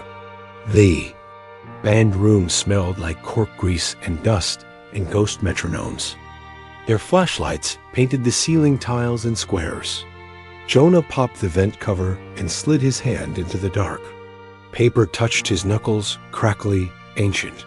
He eased it out. A manila envelope, sealed with duct tape, hand-lettered in block. Print, open when they finally listen. Cross's breath hiccuped. Jonah peeled the tape with his thumbnail and spilled the contents on the timpani head. Polaroids, 3 cassette tapes, a ledger. The Polaroids were of kids hunched over worksheets in tiny desks under fluorescent lights. On the white borders, a neat adult hand. Subject 12 refuses blink conditioning. Subject 7 compliant. Subject 3 sings quietly after correction. The ledger was worse. 8s, disbursements, codes, checks cut from the P.O. box to names that had bought Christmas parade floats. The tapes had labels written in a child's hand. Day 3 whistle. Day 27 red room. Day 41, he promised sky. Jonah slid one into a decades-old classroom tape deck, pressed play, and let the room fill with a sound he would hear on bad nights for the rest of his living. Silence at first, then a breath, then a girl's voice, steady, because that was the only way to keep from shaking. "If you're not afraid of the truth," Ellie said from 1994, "don't be afraid of my voice." Cross reached for the stop button and didn't press it. The tape kept turning. The building held still. Outside, the river moved like a clock no one could tamper with. Somewhere downtown, paper was being fed into machines to become a story. In the band room, two men stood, under a ceiling that had listened too long and decided, together, to make it hear something else. Morning came in gray sheets, a sky like unspooled tape. By 8, the courthouse annex smelled of coffee and copier toner, and the clerk's window had a line of reporters holding fee waivers like bus tickets. Judge Elkins set an emergency hearing. For 10 sharp in the old circuit courtroom, ceiling fans turning as slow as the decade. Ruthie sat in the second row in a borrowed blazer 2 sizes too big and a pair of flats with tape on the heel. Cross took the aisle with his hat in his lap and his badge polished like contrition. Jonah carried the manila envelope from the band room as if it were a warm animal. On the other side, Shaw and Lyle arrived in dark suits that didn't belong to.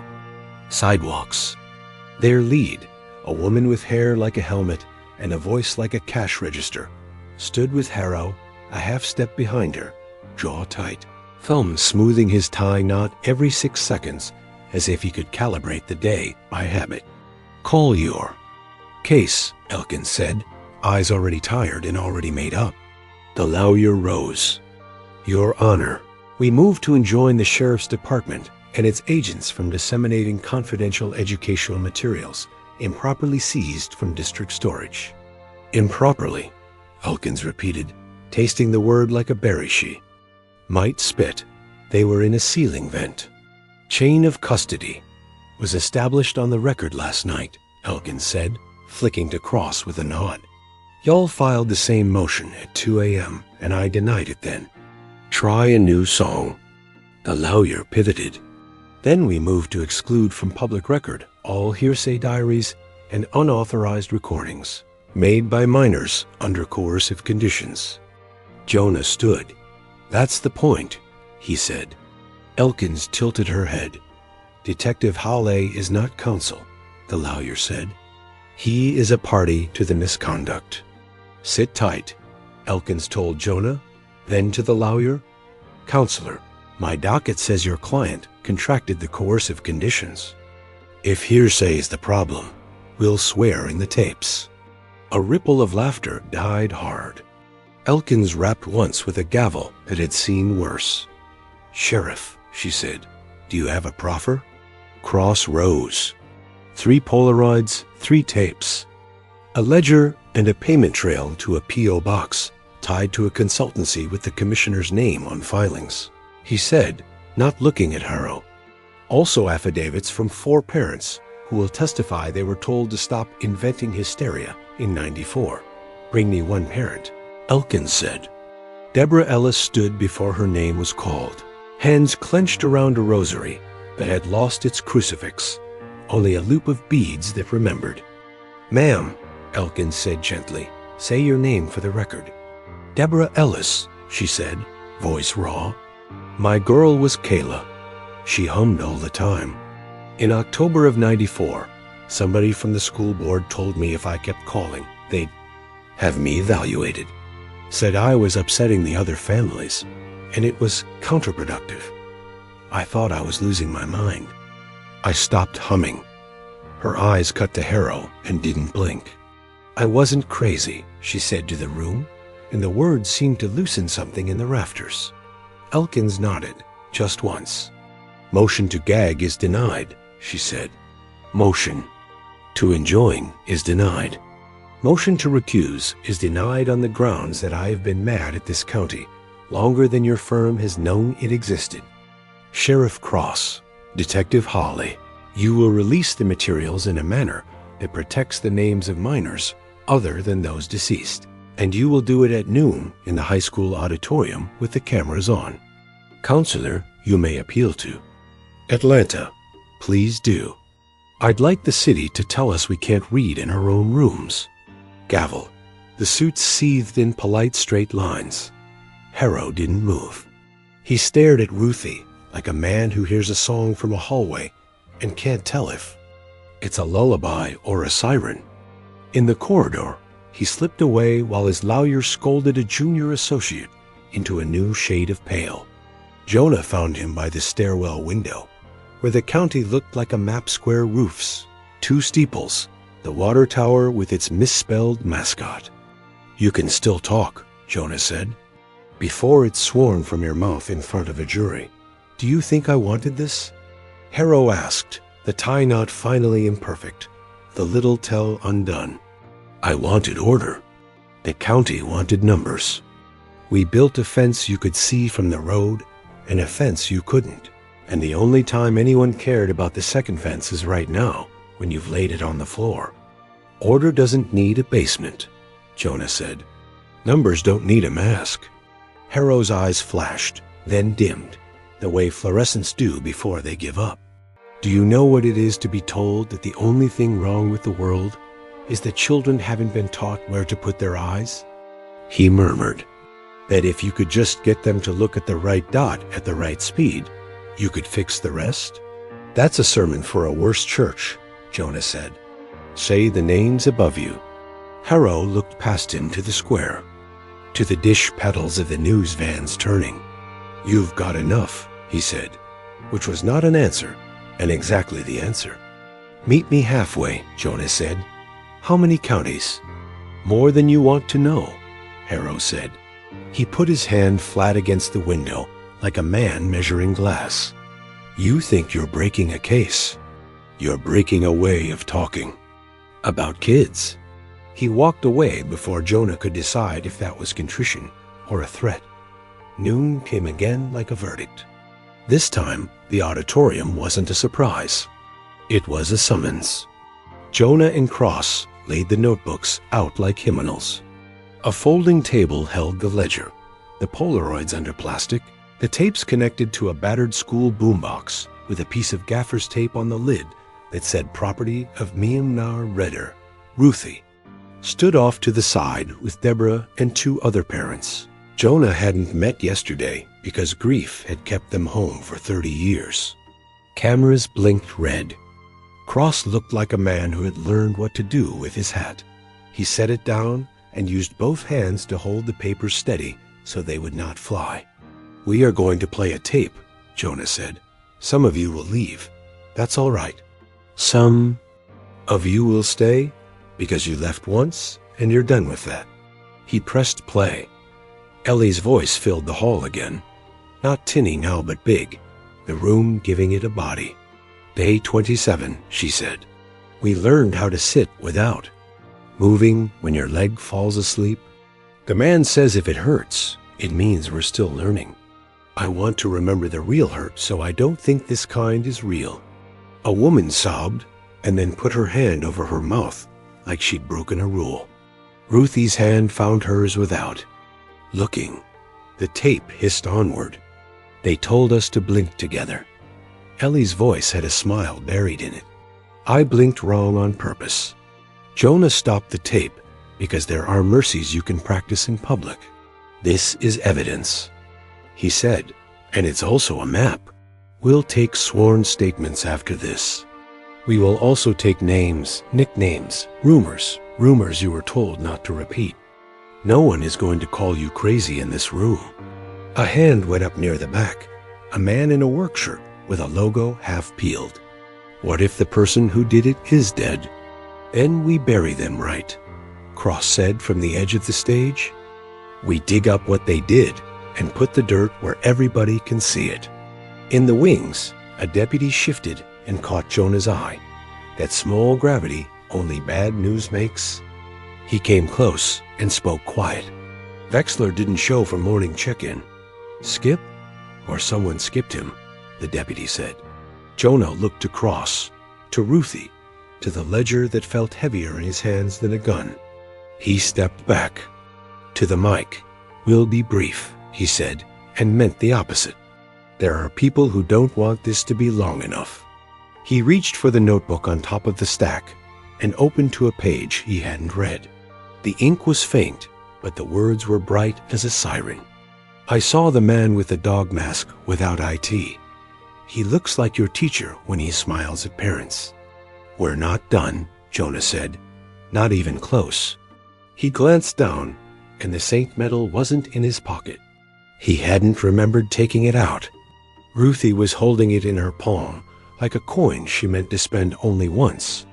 You keep talking, she said low. I'll keep pointing. Outside, thunder rolled over the water tower's misspelled promise. Inside, a county learned how to listen to its own noise and not look away. Somewhere between the square and the river, a man who had mistaken secrecy for safety decided if he was tired enough to run. And on the table, next to ledger and Polaroids, and a cheap plastic boombox that had taught generations their first scale, lay a stack of green spirals that refused to be quiet. The rain didn't stop for 2 days, washing red mud down courthouse steps and pooling in the cracks of Brier Hollow Road where the bus had once disappeared.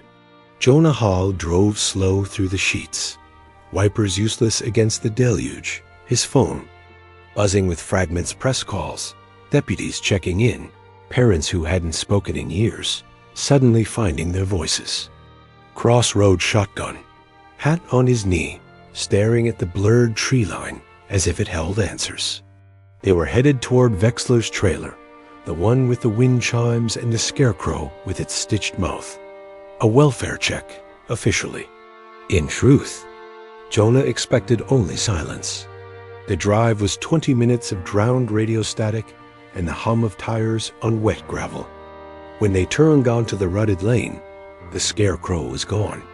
The wind chimes were on the ground, cords cut, aluminum tubes scattered like bones. The door to the trailer stood open. Jonah drew his flashlight, crossed his revolver. Inside smelled of bleach, sharp and recent. The recliner where Wexler had sat days before was overturned, its stuffing clawed out. Papers were gone from the table, file boxes emptied, dust rectangles left like tomb outlines. On the counter, a single spiral notebook lay face up, but it wasn't.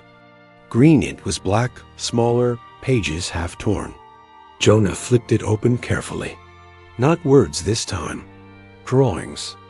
Crude pencil sketches of children seated in rows, eyes blank, mouths thin lines.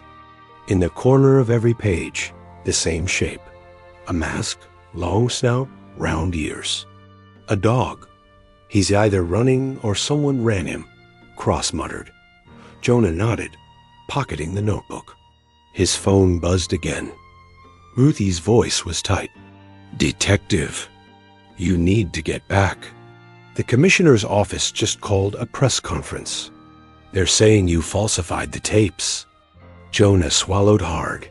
We were just in a dead man's living room. Falsifying's the last thing on my list. But he knew what it meant. The county wasn't just resisting. It was turning. Back in town, the auditorium crowd had thinned too. Diehard's parents, students now grown, a handful of reporters too stubborn to be bought.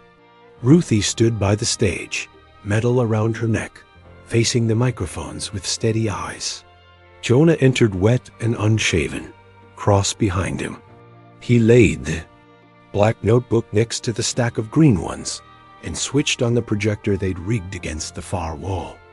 Slide after slide of ledger pages, Polaroids, transcripts. The crowd leaned forward. They can call it fake, Jonah said, voice carrying over the hum. But fake doesn't leave bodies in a bus. Fake doesn't draw the same mask on a dozen. Pages written by kids who never met. And fake doesn't silence witnesses in bleach-scrubbed trailers. A murmur rippled. One of the parents, Stephen Carr, rose, voice loud over the storm outside. So what do we do now? Jonah looked at Ruthie, then at Cross, then at the notebooks stacked like hymnals. We keep reading, he said, until someone answers. A flashbulb popped. Outside, thunder rolled again, not fading but drawing closer, as if the storm itself had chosen to stay. By dawn, the storm thinned to a wet whisper, and the town woke to posters taped to storefront glass photocopies of a Polaroid Jonah hadn't released. The one Wexler had hinted at, then denied. 3 boys and a girl in hospital gowns at metal. Desks, a man behind them in a molded canine mask. The caption stamped in red, "Fake."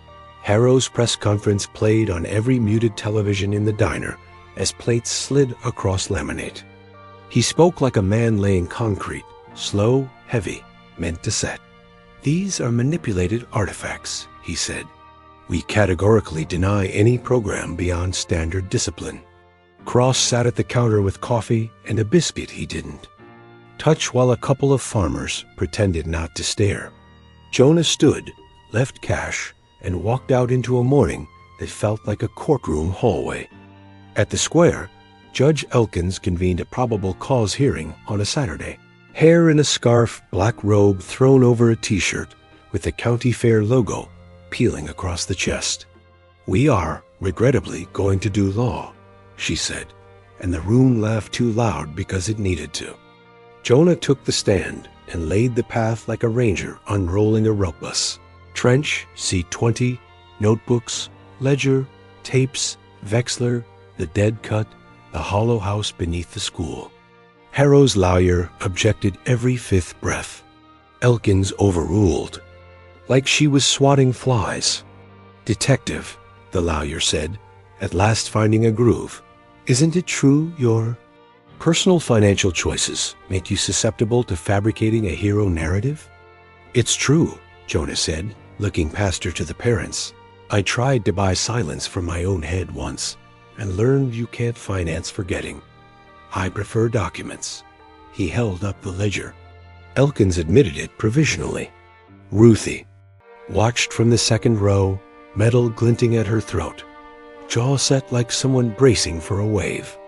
Then Deborah Ellis raised a hand and, unbidden, told the court about the night she'd gone to the school in '94 and heard whistling from below the cafeteria and a voice say, "Blink." The room froze. Cross stiffened. Harrow didn't. He rolled his pen between thumb and forefinger, the exact rhythm of a metronome. Jonah felt the shape of the old dog mask slide over a familiar face. He asked for Harrow's hands. Elkins said yes. Harrow exhaled through his nose like a man humoring a child and set his palms on the table. Across the right ring finger, a pale rectangle of scar tissue where a class ring would sit, the same negative space visible in a reflection on a recovered tape still. Jonah's chest went cold. He stepped to the projector, flashed the frame from. Day 3 whistle.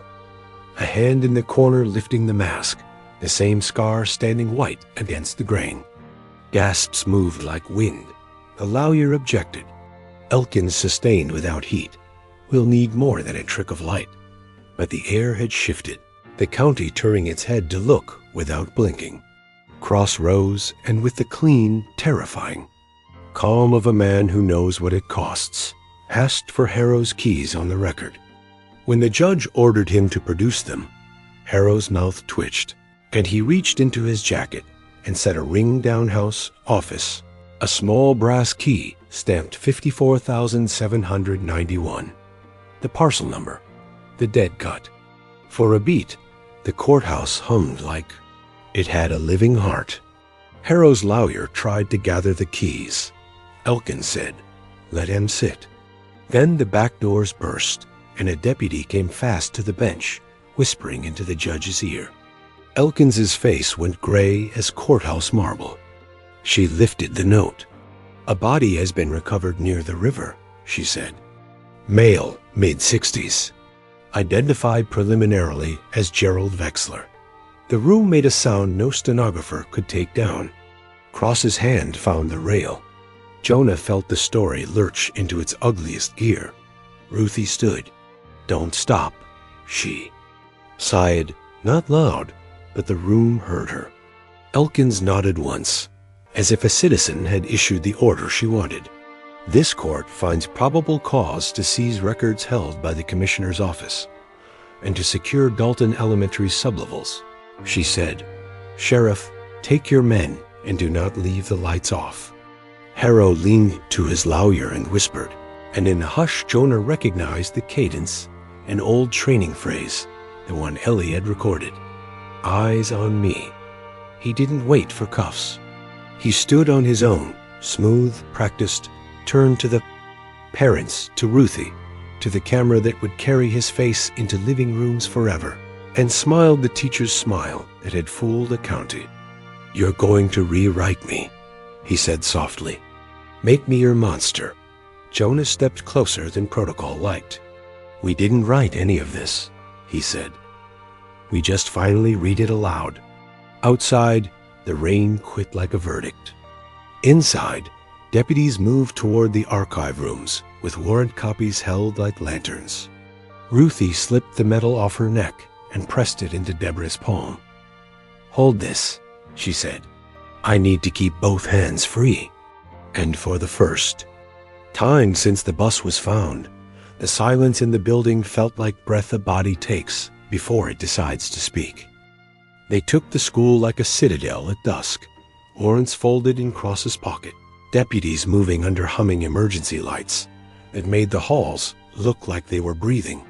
Jonah led with a flashlight in one hand and the ledger in the other, not for luck, but because the pages had become a compass.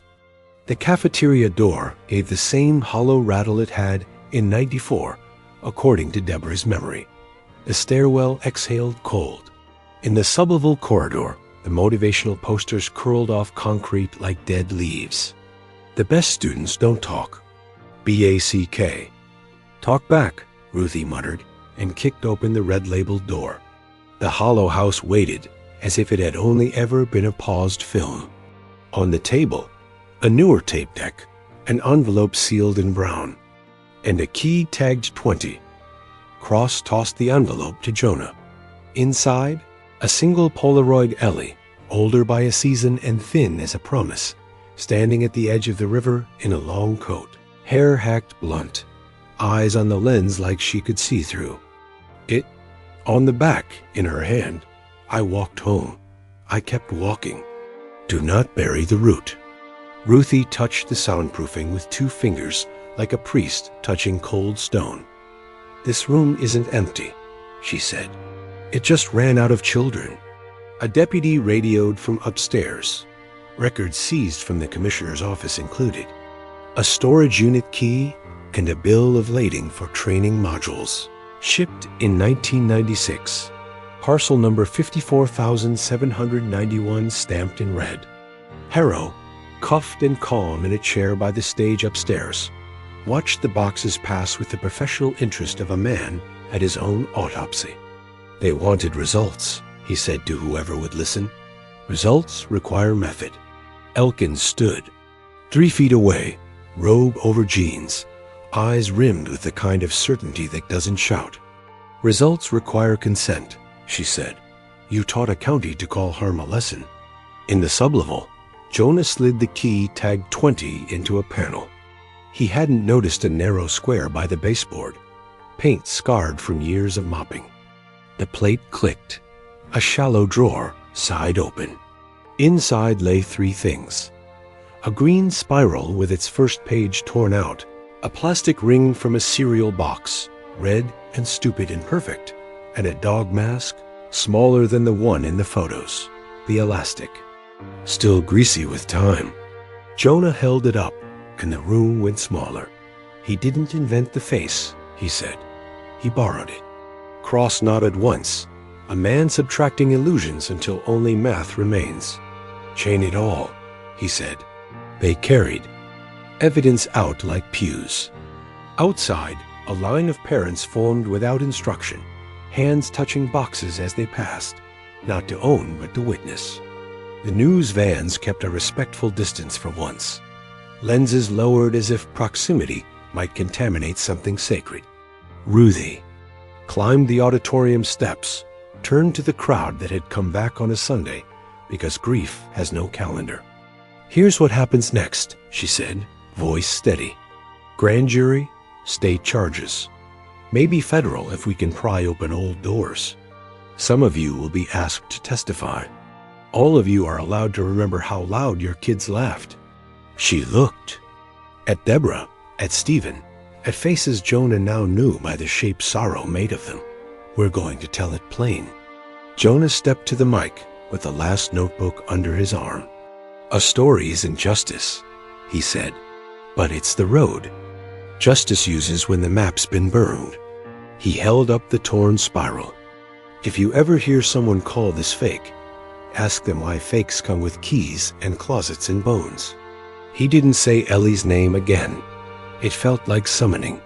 He said the county's name and let it ring. When they wheeled Harold past, he leaned toward Jonah with a dry smile calm of a teacher grading a paper he hated. You'll make theater out of me, he said. If it keeps another room from being built, Jonah replied, we'll sell tickets. Night crept in the courthouse windows. The storm had rinsed the town clean and left the stains visible. Cross stood at the back, hat under his arm, looking like a man who finally knew which way north was, even if the trail remained mean. Ruthie pressed the Saint medal into Jonah's paw. Keep it this time, she said. He closed his hand around the small weight and felt, for once, that it was not an anchor but a nail to tack the map to the wall. Outside, people didn't go home quickly. They stood in small knots, telling stories that had waited 30 years for their turn in the air. Someone started humming, off-key and brave, and others joined until the square sounded like a choir that had never rehearsed, but somehow knew the melody. Jonah looked up at the water tower's misspelled promise and thought of Ellie's line, do not bury the root. He turned back to the mic one last time. If you lived here then, or you live here now, if you've got a piece of paper in a drawer, or a rumor you swallowed, or a scar that doesn't have a name ring it, he said, write it down, say it out loud. Tell us what you remember, and tell each other.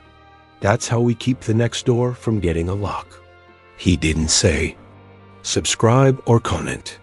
He said, stay, and the room did, which in this county meant everything.